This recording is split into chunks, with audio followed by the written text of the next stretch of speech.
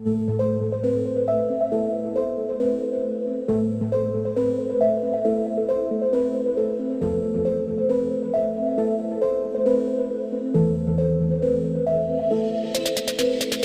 आप जानते हैं दुनिया में एक ऐसा देश भी है जहां खुशी को पैसे से ज्यादा अहमियत दी जाती है। एक ऐसा देश जहां आज भी 70% जमीन जंगलों से ढकी है और जिसकी सरकार खुद कहती है कि जीडीपी से बड़ी चीज है ग्रॉस नेशनल हैप्पीनेस। सोचिए कैसा होगा वो देश जहां 1999 तक टीवी और इंटरनेट को एंट्री तक नहीं मिली थी, जहां धूम्रपान पूरी तरह गैर कानूनी है और फिर भी वहां के लोग दुनिया के सबसे खुशहाल इंसानों में गिने जाते हैं। ये देश है हिमालय की गोद में बसा रहस्यमयी भूटान, एक ऐसी जगह जहां बर्फ से ढके पहाड़, प्राचीन मठ, रहस्यमयी नृत्य और शांत वादियां हर कदम पर आपको चौंका देती हैं। पर सवाल ये है, भूटान आखिर अपनी खुशियों का राज कैसे बनाए रखता है? क्यों यहाँ की रॉयल फैमिली को लोग अपने परिवार जैसा मानते हैं? और कौन सी जगहें हैं भूटान में जिन्हें देखकर आपको यकीन नहीं होगा कि आप धरती पर हैं? दोस्तों, आज हम आपको दिखाने वाले हैं भूटान के ऐसे रहस्यमयी तथ्य और खूबसूरत स्थल जिनके बारे में जानकर आपका दिल कहेगा, काश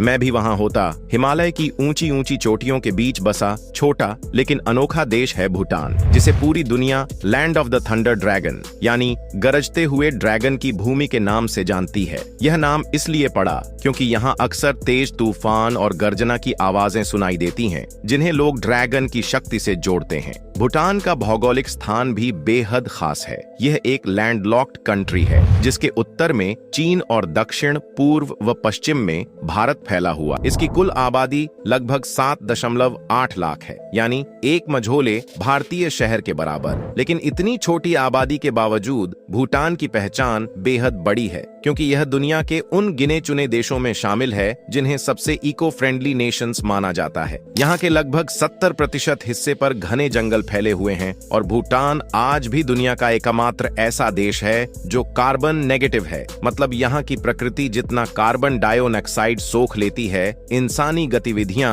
उससे कहीं कम उत्सर्जन करती हैं। यही वजह है कि भूटान को अक्सर धरती का सबसे हरा भरा और संतुलित देश कहा जाता है। भूटान का इतिहास रहस्यों और आध्यात्मिक परंपराओं से भरा हुआ है। 8वीं शताब्दी में गुरु पद्म संभव, जिन्हें गुरु रिनपोचे भी कहा जाता है, यहाँ आए और उन्होंने भूटान में बौद्ध धर्म की नींव रखी। माना जाता है कि इसी काल से भूटान की पहचान बौद्ध संस्कृति और मठों की भूमि के रूप में बनने लगी। फिर 17वीं शताब्दी में एक महत्वपूर्ण बदलाव आया जब जाबद्रुंग एन्गावांग नामग्याल नामक आध्यात्मिक और राजनीतिक नेता ने बिखरे हुए राज्यों और कबीलों को एकजुट कर भूटान को एक एकीकृत राष्ट्र का रूप दिया। इसी समय से यहाँ ज़ोंग्स किले जैसे मठ का निर्माण हुआ जो आज भी भूटान की पहचान है। आधुनिक भूटान की शुरुआत 1907 में हुई जब उगियन वांगचक को देश का पहला राजा घोषित किया गया और इसी के साथ वांगचक डायनेस्टी की नींव रखी गई। यह वंश आज तक सत्ता में है। हालांकि अब भूटान एक कॉन्स्टिट्यूशनल मोनार्की है। एक दिलचस्प तथ्य यह है कि साल 2006 में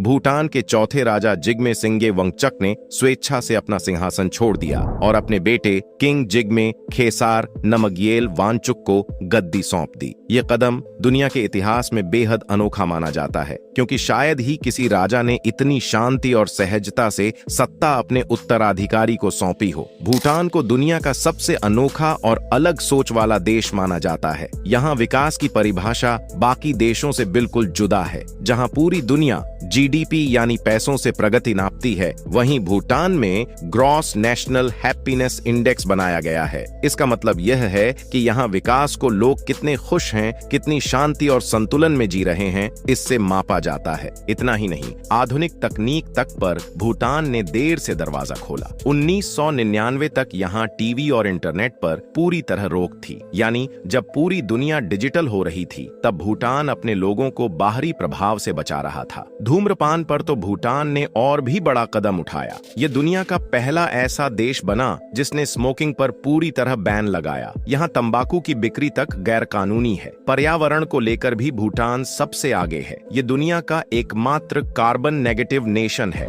मतलब जितना प्रदूषण यहाँ पैदा होता है उससे ज्यादा इसके जंगल और प्राकृतिक संसाधन सोख लेते हैं। करीब 70% भूटान आज भी घने जंगलों से ढका हुआ है। पर्यटन के मामले में भी भूटान का नियम अलग है। यहाँ high value low volume volume tourism policy लागू है, जिसके तहत विदेशी पर्यटकों को हर दिन एक तय फीस चुकानी पड़ती है। इसका मकसद है कि यहाँ सिर्फ वही लोग आएं जो भूटान की संस्कृति और प्रकृति का असली सम्मान कर सकें। और सबसे खूबसूरत बात, भूटान की रॉयल फैमिली को लोग सिर्फ राजा रानी नहीं बल्कि अपने परिवार का हिस्सा मानते हैं। राजा की लोकप्रियता इतनी है कि उन्हें यहाँ पीपल्स किंग कहा जाता है। भूटान की संस्कृति बिल्कुल अनोखी और अपनी जड़ों से जुड़ी हुई है। यहाँ के लोग आज भी अपनी नेशनल ड्रेस पहनकर गर्व महसूस करते हैं। पुरुष पारंपरिक गेओ पहनते हैं, जबकि महिलाएं रंग बिरंगी कीरा धारण करती हैं। यही वेशभूषा भूटान की पहचान मानी जाती है। भूटान के त्योहार भी बहुत खास हैं, जिनमें सबसे लोकप्रिय है त्सेचू फेस्टिवल। इस दौरान मठों और खुले मैदानों में मास्क डांसेस और धार्मिक अनुष्ठान होते हैं, जिन्हें देखने के लिए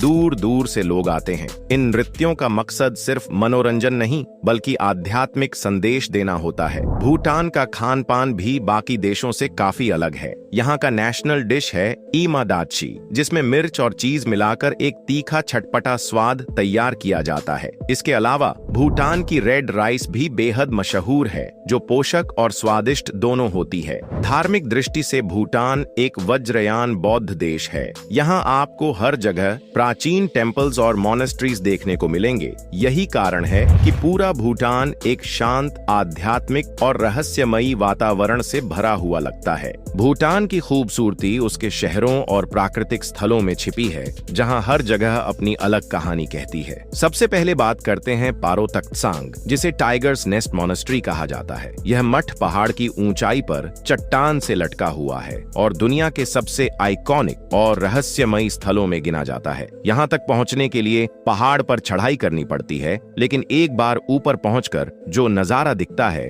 वो अविस्मरणीय होता है। इसके बाद है राजधानी थिम्फू, जो परंपरा और आधुनिकता का अनोखा संगम है। यहाँ का टशीचोदजोंग भूटान की प्रशासनिक और धार्मिक गतिविधियों का केंद्र है, जबकि पहाड़ी पर खड़ा बुद्धा डोर्डनमा स्टैच्यू, 159 फीट ऊंचा सुनहरा बुद्ध प्रतिमा, पूरी घाटी को अपनी शांति से आलोकित करता है। प्राकृतिक नजारों की बात करें तो दोचुला पास एक शानदार जगह है। यहाँ से हिमालय की बर्फ से ढकी चोटियों का पैनोरामिक व्यू मिलता है और साथ ही यहाँ बने 108 मेमोरियल स्टूपास जगह को और भी पवित्र बनाते हैं। फोबजीखा वैली भी भूटान का एक अद्भुत स्थल है। यह जगह खास तौर पर ब्लैक नेक्ड क्रेन्स के लिए जानी जाती है, जो हर सर्दियों में यहाँ प्रवास करते हैं। और आखिर में है बूमथांग वैली, जिसे भूटान का स्पिरिचुअल हार्टलैंड कहा जाता है। यहाँ पुराने बौद्ध मठ और मंदिर हैं, जिनसे भूटान की आध्यात्मिक आत्मा को सबसे गहराई से महसूस किया जा सकता है। तो दोस्तों, अगर ये जानकारी आपको पसंद आई हो तो इस वीडियो को लाइक करें, अपने दोस्तों और परिवार के साथ शेयर करें और हमारे चैनल को सब्सक्राइब करना बिल्कुल न भूलें, क्योंकि आगे भी हम आपको ऐसी ही रोमांचक और सच्ची कहानियां लेकर आते रहेंगे।